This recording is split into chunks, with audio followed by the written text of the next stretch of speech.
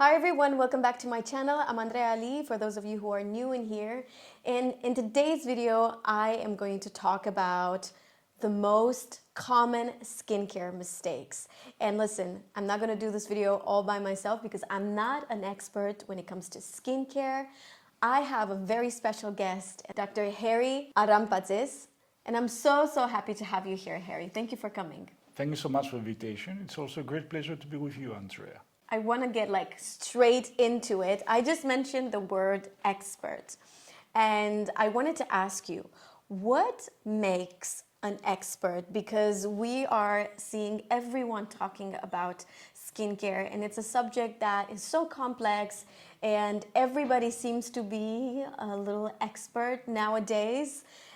So I want to know from your perspective, what is an expert? That's an excellent question. An expert in scientific community is considered as someone that has, above all, 4 important criteria. Number 1, qualified education. Second is someone that really has worked on this field, not just has a qualified criteria, but he has worked actively on this field. Third is someone that he was recognized by his community. So if it is about skin, that he's invited in important medical congresses, scientific congresses to communicate, which means that he's a leader in the community where people asking him about his opinion. An expert is important also to innovate, to change this field, to bring something new, to create patents, new intellectual property, new products. So this is the 4 criteria of an expertise. You know what is the mother of all mistakes? Assumptions. Exactly. He taught me before because we were talking about skincare, and I had to obviously, go through all the most common mistakes, but you helped me a lot because obviously you're the expert, and there were so many mistakes. Like, you guys, you need to sit with us throughout the whole video because this is going to blow your mind. And the first and most common mistake is assumptions. Yes. We assume a lot of things about Let's skincare. say it's a matter of all facts up, okay?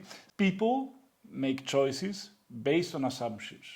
And assumptions is coming from not enough information. This is not the case in the skincare world. There is too much information, but too little qualified information. We selected 10 most horrible mistakes that you could do with your skin. And I'm going to let Harry explain to you what are all these explanations that you're going to give based on. Actually, the way we did it is part of what we are doing. We have our database because every time we make a formula, we ask people about their skin, we collect photo. This photo is verified by artificial intelligence. In the end, we have a physician, a doctor coming and checking all this data.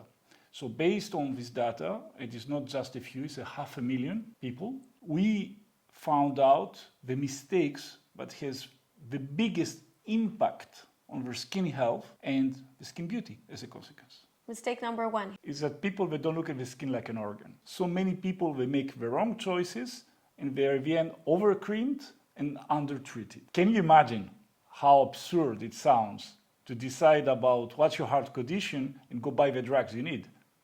Sure. So skin is an organ. It's not just a surface. We put things on it.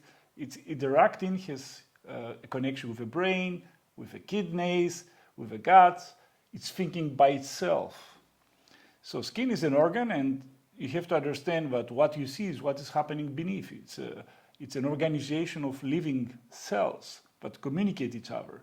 Skin is the most complex organ we have, not only the most important, because this envelope is keeping all our organs, they are inside our body, but they are soaked in liquid. So if this envelope is gone, we dry dead. Skin is the biggest organ, but I just want to say that we're going to focus on just the face. All the mistakes is about the face, because this is where most of the budget, almost 80%, is spent.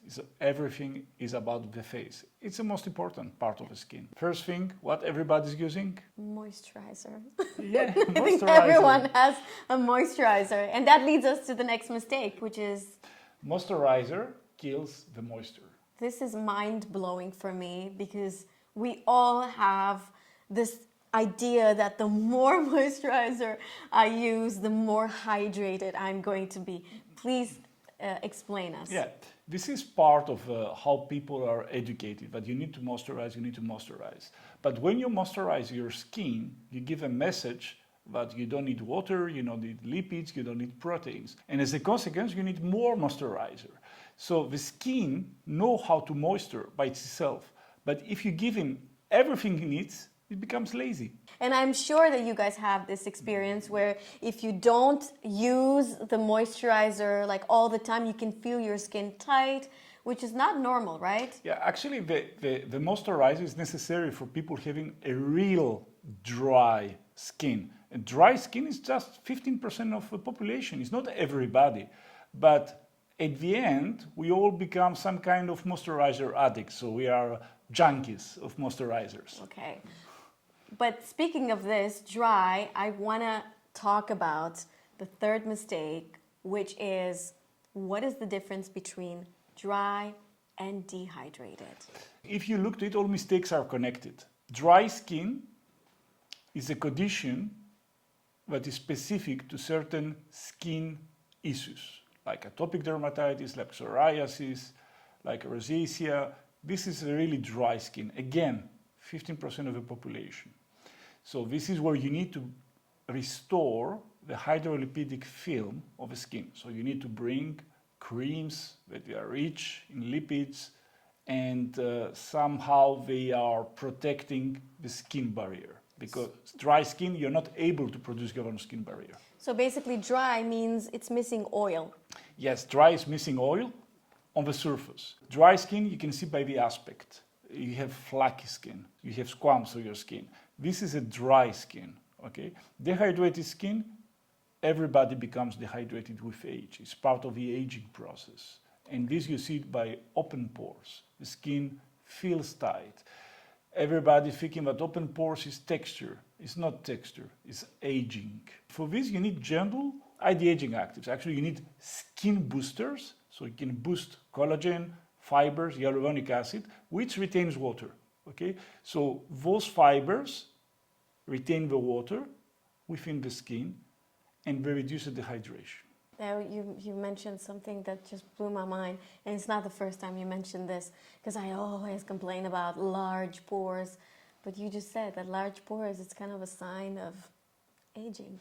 Yeah. Fourth most common mistake would be using irritating ingredients such as retinol, such as vitamin C, even if we're not tolerating it. Can you please explain? People declare, I have a sensitive skin, very sensitive skin, I'm using retinol, I'm using vitamin C.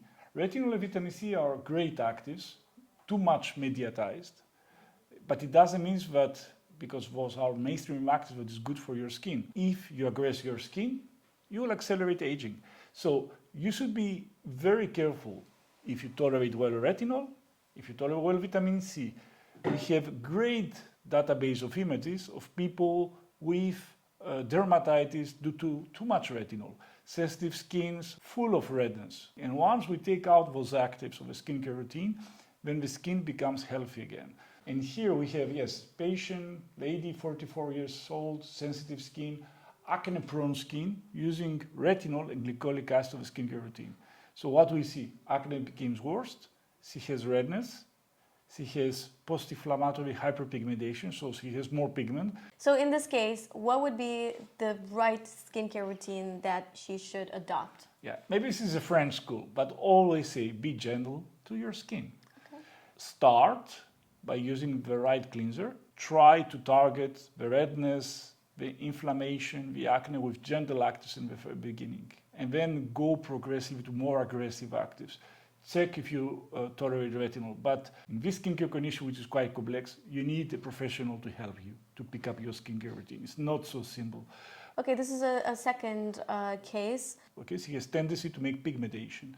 And by using the wrong actives, like again, retinol, glycolic acid, pellic, hydroquinone, it trigger more pigmentation. That's exactly what I would be using. Like if I had the skin like this, I would be like, more retinol, more glycolic acid. Yes, I think that all those actives can be used, but you have to think well before you start using the concentration, and you need some coaching behind.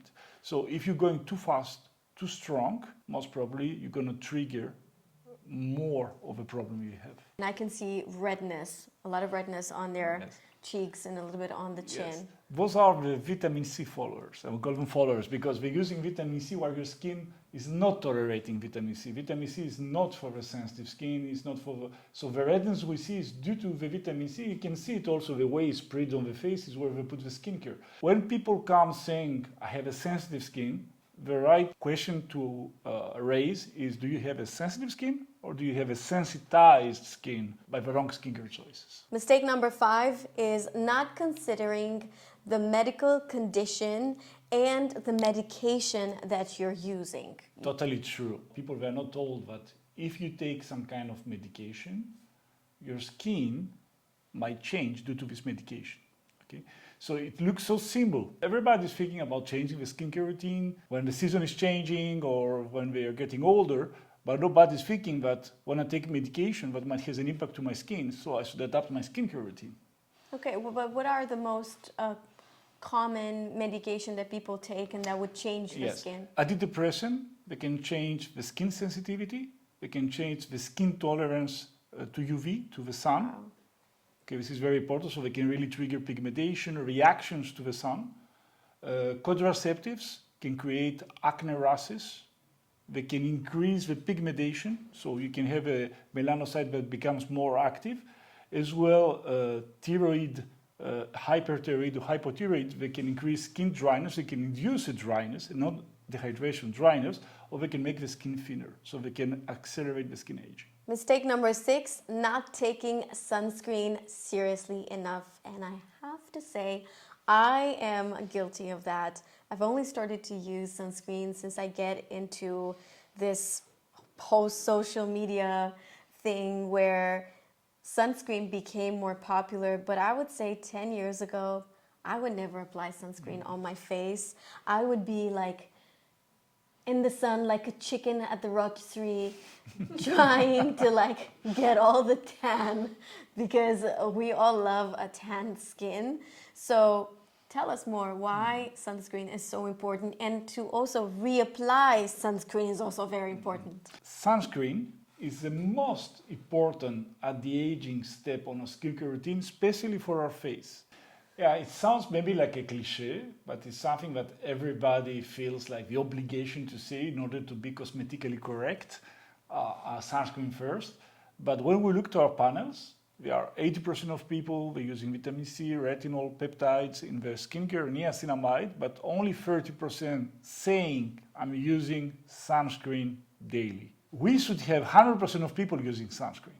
If sunscreen is the best anti-aging product you could possibly use, like why wouldn't you use that first? But you see, there is so much knowledge missing, I think. Yeah, but it's not all about knowledge. Sunscreen is difficult. Sunscreen is not fun. I think it's the worst part of a skincare routine when you wake up in the morning. Yeah, nobody likes to use it because it's just like the consistency is not nice most of the times, and also for most people that are probably looking at this video, they are makeup users and they know that it's hard to find a good sunscreen that would not make your makeup look like, you know, greasy and just dissolve throughout the day. I think a lot of women are not using sunscreen because it just doesn't look pretty and the consistency is not nice. It's also the nightmare of the formulators, okay? Especially for us, where we really believe in physical sunscreens for many different reasons, it's very difficult to formulate a sunscreen that you like to use. But what is the difference between, sorry to interrupt, Yeah, because I need okay. to ask you this. What is the difference between physical and chemical, and what is best for us to use? It's two different mechanisms of actions in order to protect the skin from the UV radiation. Chemical filter is organic compounds that we absorb by the skin, and they have the ability to absorb and neutralize the UVA and the UVB radiation. When physical sunscreens, the staying on the top of the skin, it is mainly minerals, zinc oxide or titanium dioxide, that will reflect the light. Like a little mirror, basically. Yes. What is best for me? Harry, what should I use? Is it the physical or the chemical? Look, for me, the best is already to use a sunscreen. Okay. Okay. So I'm not here to make the advocate of our choices as a company. I think the most important is to use a sunscreen. Then sensitive skin is better to use mineral sunscreens. Chemical sunscreens that might irritate the skin. So physical ones. Yes. Okay. Kids, children, better to use physical sunscreen. Okay, because there are a lot of studies that make us start questions about the safety of these filters if you're using for a very young age to a big surface of the skin, because you apply to the children, you apply the whole body. Yes. Okay, take into consideration how much time will stay on my skin. There is a new fashion of the water-based sunscreens, but these unfortunately they don't stay too much on the skin. So most of the good sunscreen they has to be resistant to the sweat. So they mostly formulate on oil. Sometimes oil might be comedogenic. So it's true that it's easier to choose a vitamin C serum. It's very basic, L-ascorbic acid, concentration, I like the texture, easy to go.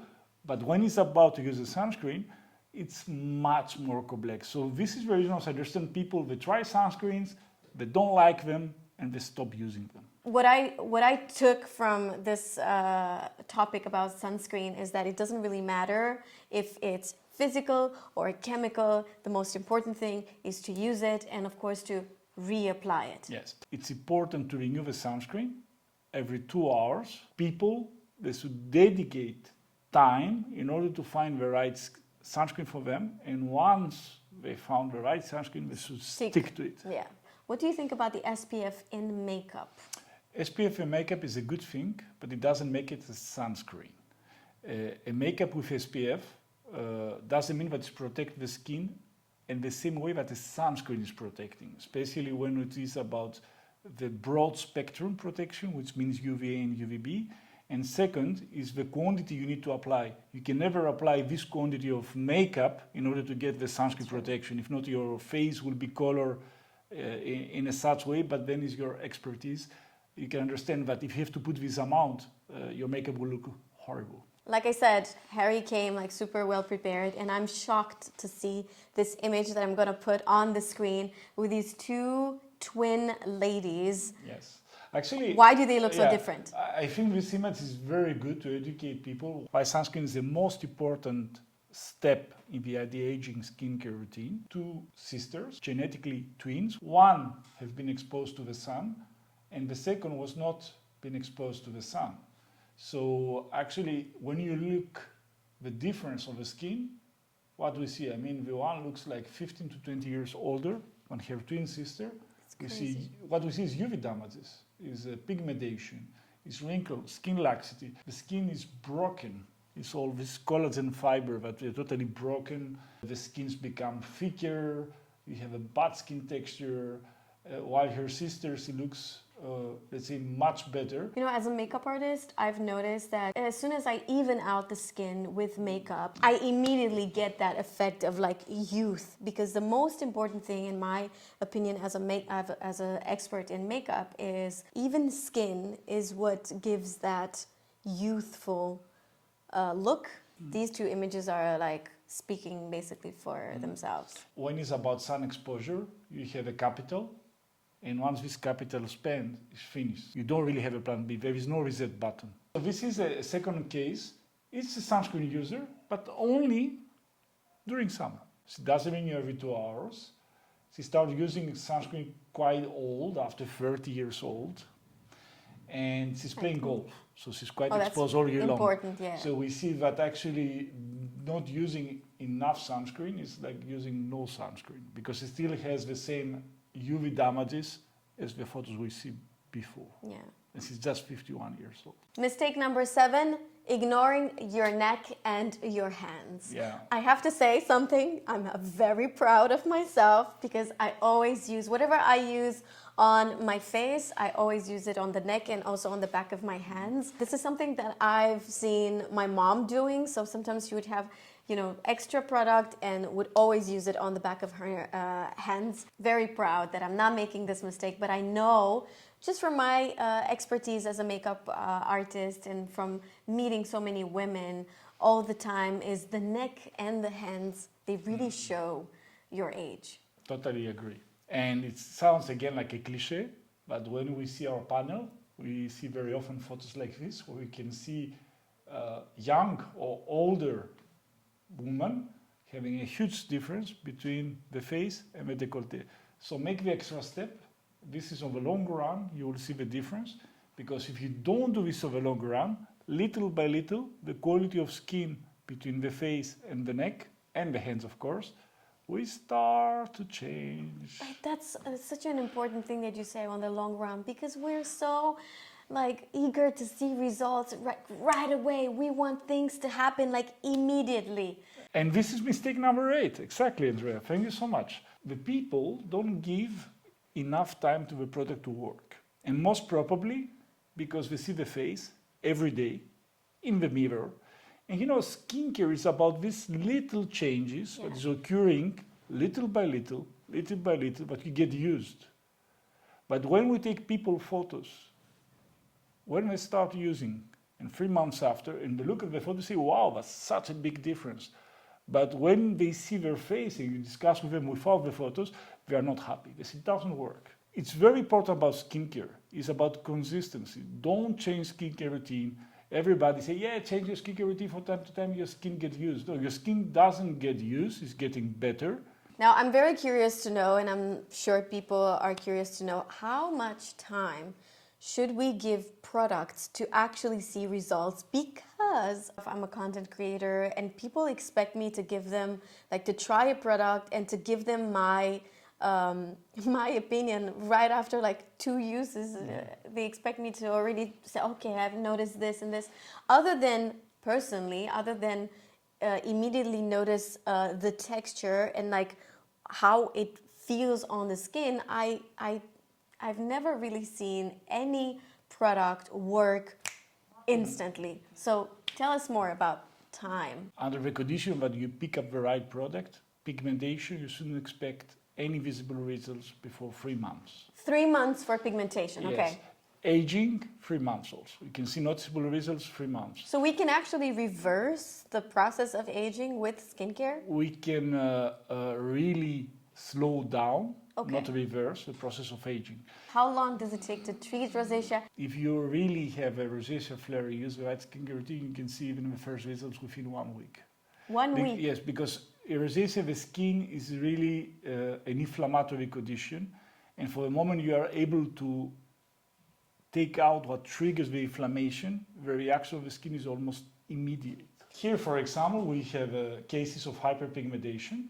We can see great improvements on the pigmentation. The skin tone has changed. The skin texture is very different, is improving. It looks much better. But this person say, I didn't see any results. So this is 3 months. She said she didn't see any results. Because she didn't see all these little changes occurring. Again, a patient not being happy from the results of the skincare, the hyperpigmentation, or the skin quality. Oh my God, such a big difference. The 9th mistake is not cleaning your skin in the proper way. But I want you to tell me, what are the mistakes people are doing, and then we can discuss about myself. Yeah. Cleaning the skin is important, especially when you use sunscreen daily and makeup daily. What is the right step we should take in order to have really nice, clean skin, to have a good base to start with? Double cleanse, but as gentle as possible. Micellar water and oil cleanser. Especially makeup and sunscreens, they are oil soluble, they are waterproof, so you need an oil cleanser in order to get rid efficiently. Of oil. Yes, and then when it's about oil, it's important to respect the pH, better to avoid the mineral oils, better to use vegetable oils for your oil cleanser, and better to avoid very aggressive emulsifiers, surfactants for your skin. There are new technologies outside. There are also oil cleansers with auto-emulsifying capacities without emulsifiers. We also have worked a lot on this field. We're using olive oil. Why olive oil? Because also it's important when you clean your face, you use an oil that doesn't destroy the pH of the skin, which is 5.5. And we got to mistake number 10. Rely too much on clean beauty. And here I have the expert. Harry, please tell us, what is clean beauty? There is no definition by law of what is clean beauty, is what people are declaring. So actually clean beauty is skincare, but they have a list of things that they consider is bad for the skin and they don't have it inside. But you should never construct your skincare routine based on what the product has not. It should be constructed based on what the product has. Okay, so I think it's very tricky for people, and I totally understand that people are very sensitive to this. They are very sensitive to the ecosystem of their skin and very sensitive about the clean messages, but sometimes it brainwash people and brings them really to make the wrong choices of skincare routine. A very clean beauty product will not be a product that is designed to penetrate the actives inside the skin. A very clean beauty product might be a product that the resistance to bacteria is not as high. I haven't been into like the clean beauty trends. Not because I don't believe in it, it's because I honestly am not educated enough to know, okay, what are the ingredients that are harmful, what is clean, like I never really understood. You know, sometimes what is good for today will be the bad, Exactly. the devil of tomorrow. I mean, we see Take so much time happening. Talc, Yes. right? Yeah. Like the whole thing about talc that has been, Which you I know, don't, banned. I don't personally agree. Huh? I mean, it's a media story. I love talc in makeup, and people will hate me for saying this, but you told me something very important about talc. If it's We can discuss pure, about talc. The problem with talc was not about talc itself. It's about impurities that the talc was contained. Asbestos in talc has created the problems. There is no technology today to be able to replace talc to create a great makeup sensation. Again, natural also. I mean, all this natural beauty. Natural doesn't mean safe. Okay, essential oils, there is nothing more toxic for the skin. And you see everybody say, we use essential oils as a preservative, so it's clean. No, it's not okay. So we should be really careful when we pick up products, not to be dictated by marketing claims, but to be a little bit more critical and ask also a professional about their opinion. thank you so much for this like amazing experience. You are just one amazing expert in this field, and I'm so happy to have had you here. Thank you so much for your time and for your expertise. I just have one more thing to ask you before. Can you please promise me we have a part 2 where maybe we can talk about products, because we only talked about ingredients and like steps and mistakes, but I know that people would love to know your opinion about exactly like give us recommendations in terms of products. Can you please promise me we're gonna have a part 2? Yeah, with pleasure. You know that I was a little bit stressed in the beginning because I'm more used to speak to let's say medical communities rather to be live in camera together. But you make me feel so nice and so comfortable. So Thank anytime, you. anywhere. Thank you. Okay, guys, we're going to wrap it up. Hope you enjoyed this video, and as usual, I'll see you guys in my next one. Bye. Bye.